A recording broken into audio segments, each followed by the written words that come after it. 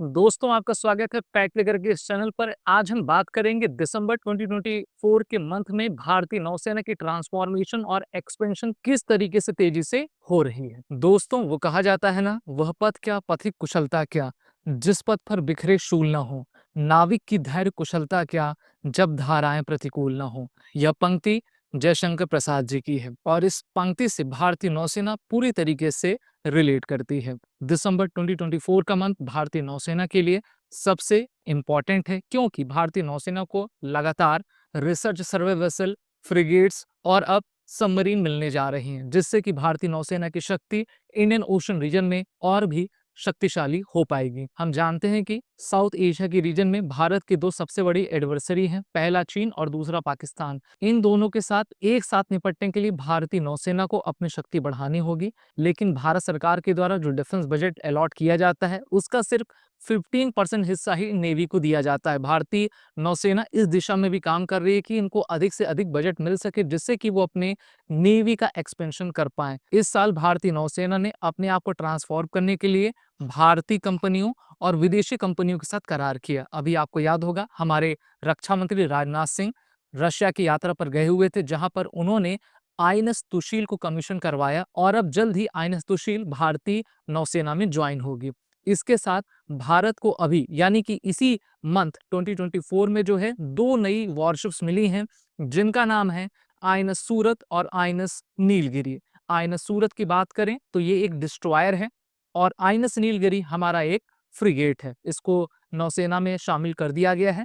इसकी designing warship design bureau of Indian navy के द्वारा की गई है और इसका construction Mazagon dock shipbuilders limited के द्वारा किया गया है, जो कि एक भारत सरकार की कंपनी है।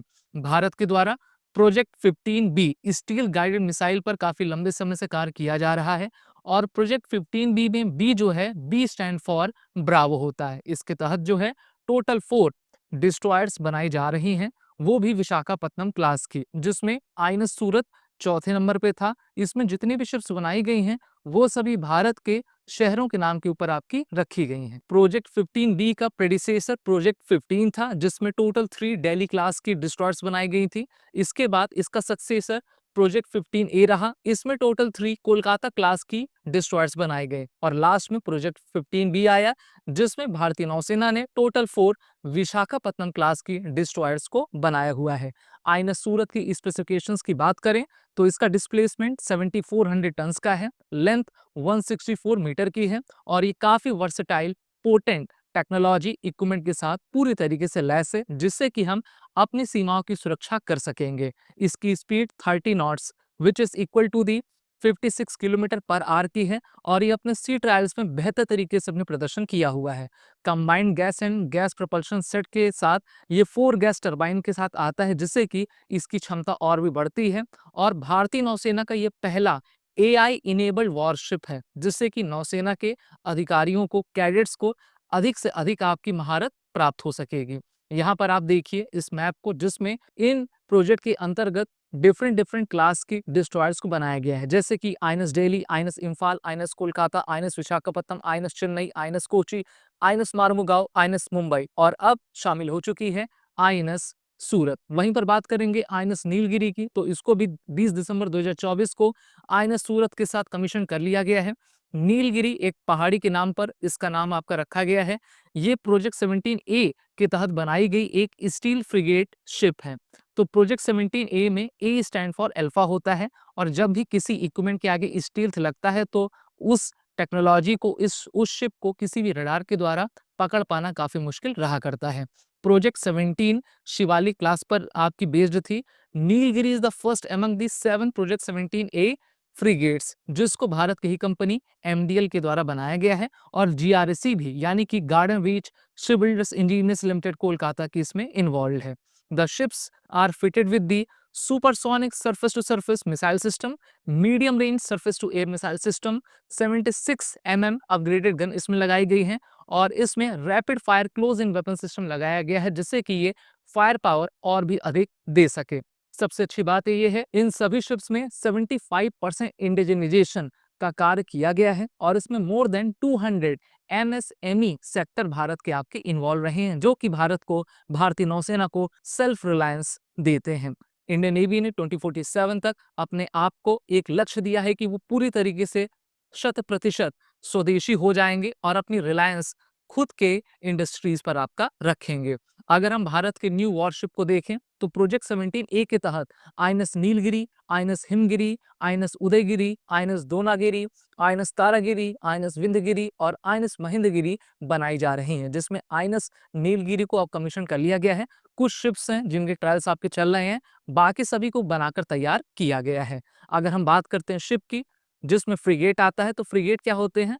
अ frigate is a multi role naval warship that serve as a fleet protector and submarine hunter. कुछ इसी प्रकार का कार्य डिस्ट्रॉयर का होता है, लेकिन डिस्ट्रॉयर काफी आधुनिक क्षमता से लैस हुआ करते हैं।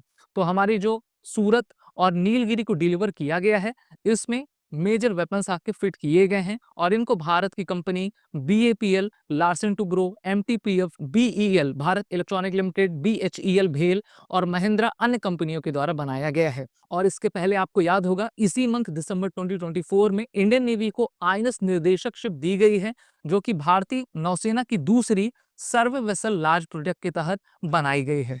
इसको विशाखापट्टनम में आपका नेवल डॉक यार्ड में लाया गया।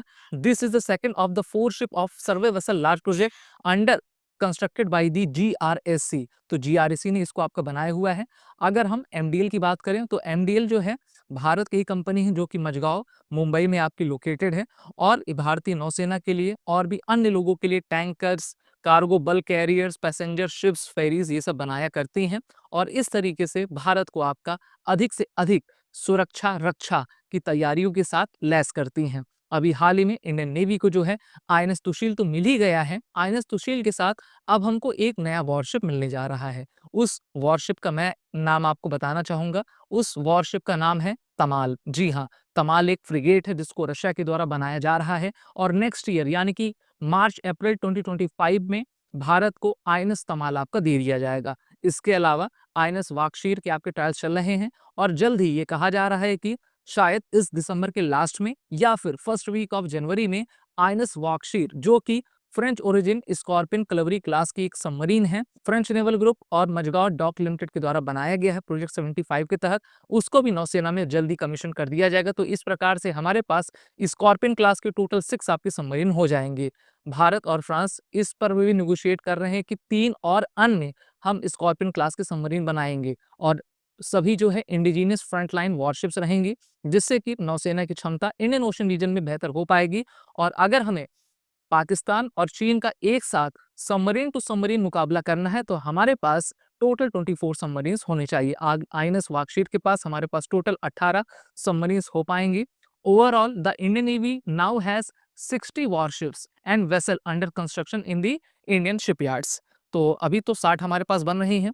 The over 130 warships navy with 251 aircraft and helicopter also has the initial approval और acceptance of necessity for another 31 warships. तो लगातार प्रोजेक्ट्स आपके पाइपलाइन में चल रहे हैं, जिसमें next generation frigates, total 8 कॉर्वेटीज, 6 steel diesel electric submarines, ये सभी पाइपलाइन में हैं। वर्ष 2030 तक भारतीय नौसेना के पास लगभग 155 से लेकर 160 वॉरशिप्स हो जाएंगे और इसी तरीके से हमारे पास अभी जल्द ही फ्रांस से हमने करार किया है कि हमको टोटल 26 राफेल मरीन वर्जन के एयरक्राफ्ट चाहिए, जिसको हम अपने आइनस विक्रांत में लगाएंगे। भारतीय नौसेना अपने थर्ड और सेकंड इंडिजीनियस एयरक्राफ्ट कैरियर पर काम कर रही है और उसको भी सीएसएल के द्वारा आपका बनाया जा रहा है। चाइना की जो मैरीटाइम पावर है वो लगातार इनहेंस हो रही है। चाइना चाहता है कि साउथ चाइना सी में उसको कोई भी आपका मात ना दे सके, लेकिन भारत इसी बीच अपनी तैयारियों को चाक चौबंद करता जा रहा है। इंडियन नेवी के द्वारा इस मंथ में आईएनएस नीलगिरी, आईएनएस सूरत, आईएनएस तुशील, आईएनएस वाक्षीर, आईएनएस निर्देशक, 4 वॉरशिप्स और एक सर्वे वेसल को कमीशन कर लिया गया है और जल्द ही आईएनएस वाक्षीर इसमें शामिल होगी, जिससे कि शमना वरुणा के इस मोटो को सार्थक करते हुए भारतीय नौसेना लगातार आगे बढ़ेगी। अगर आपको ये जानकारी अच्छी लगी हो तो इस वीडियो को लाइक करें, शेयर करें और हमारे चैनल को सब्सक्राइब करें।